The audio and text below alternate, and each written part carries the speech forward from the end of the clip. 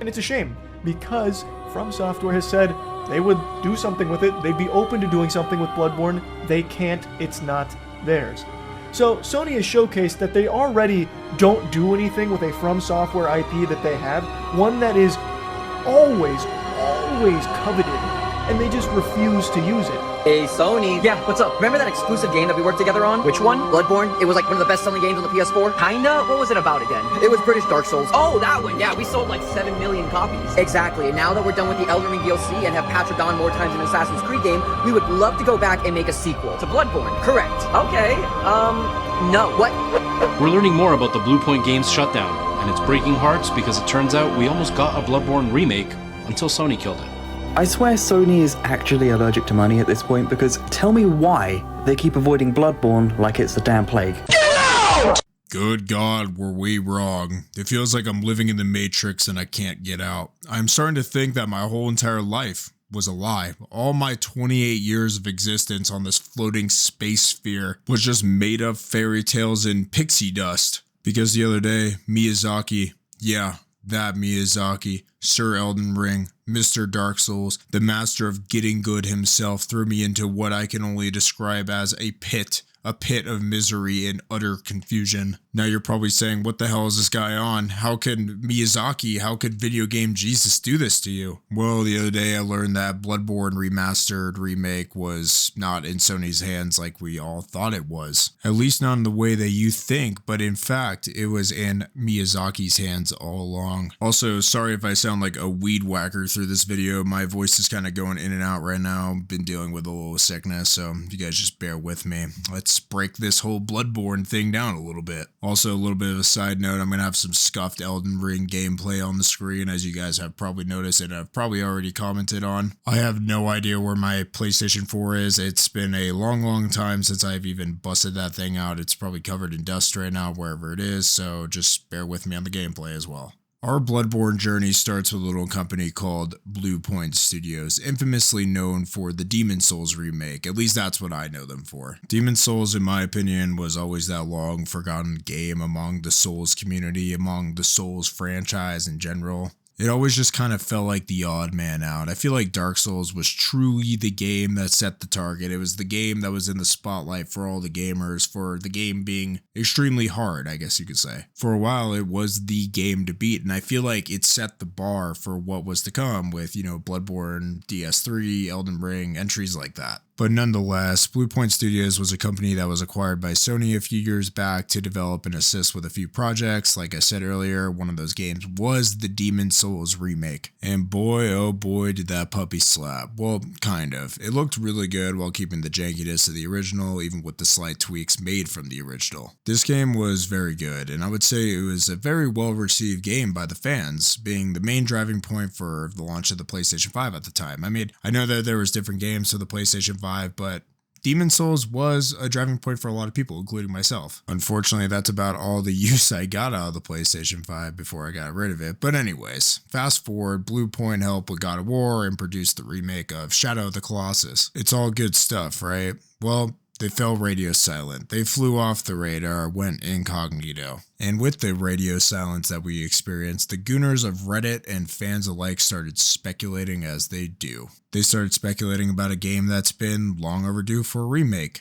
Bloodborne. Now, this made perfect sense. Bloodborne is a title that is owned by Sony. Sony holds the IP rights to Bloodborne. So with Sony's acquisition of Bluepoint, you would think that they would be all over this, right? That maybe Reddit was actually on to something for once with Bluepoint silence. I mean, Bloodborne is a game that is locked to the PlayStation and is widely considered to be the driving point to the PlayStation. It is a widely known game by people even outside of the PlayStation realm. It is quite literally a staple game of the PlayStation. I would consider it to be on the same plane as God of War and The Last of Us. And I don't think that is a hot take by me saying that. I think the only person that would disagree with me is that guy that's been hating on Elden Ring since its inception, saying that Nintendo games are better. If you know, you know. It's some funny shit. You should go look into that. But anyways, you would think that this would be a grand slam to every single gamer on the planet, right? Remastering what I would consider to be one of the most iconic games of all time. A top 10 game of all time, in my opinion. Bringing a game that is locked to a Stone Age, primitive, caveman 30 FPS to the forefront of the gamer universe. But unfortunately, for all the gamers out there, some decisions just make way too much sense. And Sony decided to axe Bluepoint entirely. They shut their doors, they're gonzo, 3 strikes, you're out, see you later, buddy. Basically destroying all of the Bloodborne hype along the way, but here I am, still in utter confusion. And you're probably confused as to why as well. What could have went wrong here along the way? I mean, all the points that I just stated aside, this financially just does not make sense for Sony. A Bloodborne remaster, remake, whatever you want to call it, would absolutely melt the charts, especially coming off of Elden Ring and Shadow of the Erdtree. Like shit, dude, I'm pretty sure that the Shadow of the Erdtree DLC almost won Game of the Year somehow. Like, what the hell? Everyone and their mothers would be buying a Bloodborne remaster remake. Shit, you could probably sell it at a $70 price tag. Sony don't get any bright ideas, but people would eat that shit up. They really would. You can sell it at really whatever. So with all the rumors flying around, I just kind of thought like, wow, yeah, I think this is actually going to happen. A lot of rumors are complete bullshit, obviously, right? And some are easier to stare through than others, right? But this Bloodborne remaster remake just made way too much sense to happen. It just doesn't make any sense for it to not happen. And I mean shit, Sony loves remastering games. It pulls fans back in, it puts a massive revenue stream into their pocket without having to pull new ideas out of the hat. I mean, look at all this stuff going on with the God of War port, Last of Us remasters, which 1 and 2, I'm pretty sure they're both remasters. Horizon Zero Dawn remaster, the Spider-Man port, Demon Souls remasters. You get it. They like reusing their old shit. They're tried and true games. So again, what went so wrong here? How did we get from this legendary game being remastered to basically a middle finger saying that this game is going to stay on the PS4 locked to its shitty 30 FPS? Well, the answer lies in an article released by Bloomberg around 4 days ago at the time of recording this, which, yes, I know, 4 days ago.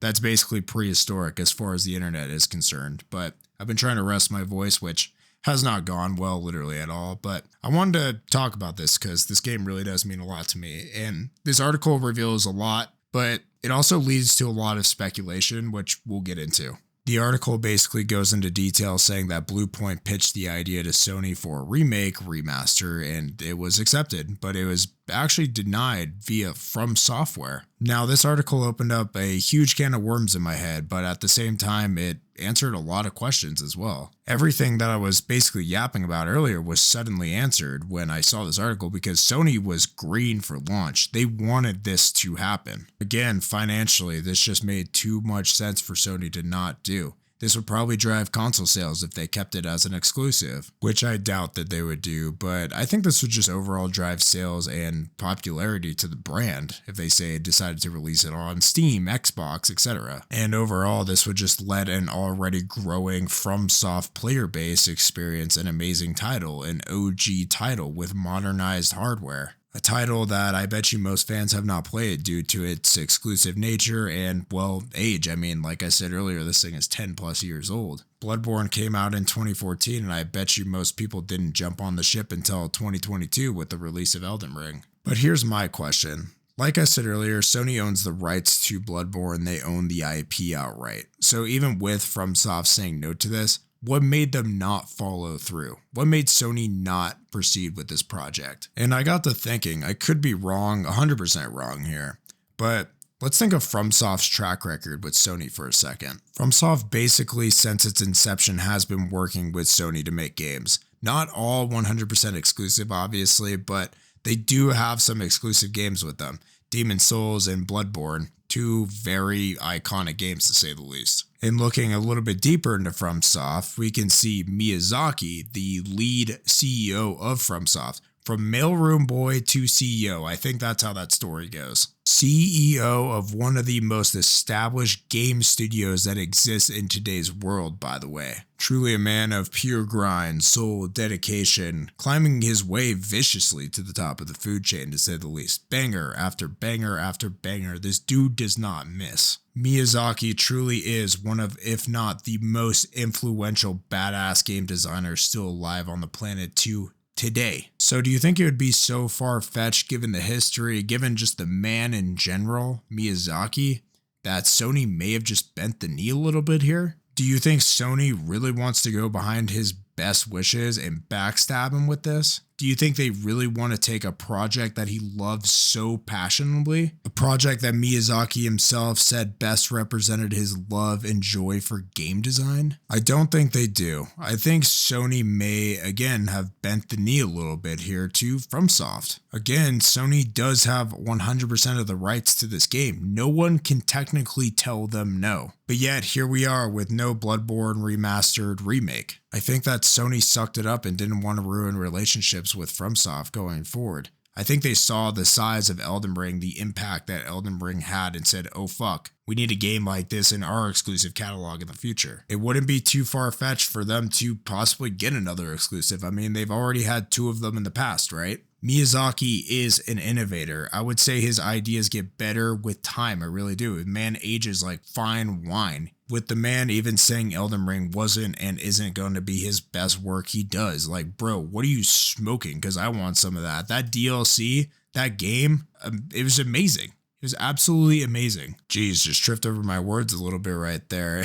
That's how amazing that game is. And I think Sony recognized that. And I think they said to themselves, maybe we can work something out with this guy in the future. Maybe we can secure PlayStation's next quote-unquote Elden Ring for the future by bending the knee to him in the present. I also think that there's a high level of respect here. At least I would like to believe that there is. Like I said, Miyazaki is one of, if not the best game developers of all time. He has done a lot of good for Sony and just game development in general. And I think that's something that everybody in that space can really appreciate. Again, this is all speculation, but I think this purely boils down to relations and strategy down the line. Let me know what you guys think down in the comments below. Also, I know I yapped a bunch and I sound like I smoked like 85 packs of cigarettes throughout this video, but I just want to talk on one more thing. I know I was talking about remastered and remaked and just, you know, whatever the hell this even is, but I believe this game was supposed to be a full-fledged remake of Bloodborne. And I think when Miyazaki got pitched that idea, he heard the word remake and he kind of just scratched his head and say, why are you trying to remake this beloved game to me? I think if they were to come in with maybe a recoat of paint, leave everything else the same, bump the FPS up, a remaster, I guess you could say, that probably would have gotten the green light from Miyazaki, but I guess we'll never know. Also, a little side note, while I was recording this video, I saw that Miyazaki actually turned down about 10 different studios for this, so this wasn't a one and done thing. I'm sure it's all the same story at the end of the day as to why, but I just wanted to point that out because I thought it was kind of funny. Anyways, if you like this, please consider checking out my other content. I make content about all sorts of stuff, whether that be life advice stuff, making fun of like alpha males or some shit. I don't know. There's a lot of stuff on my channel. I'm relatively a new YouTuber, so please consider subscribing. That'd be dope. And other than that, boys, peace out.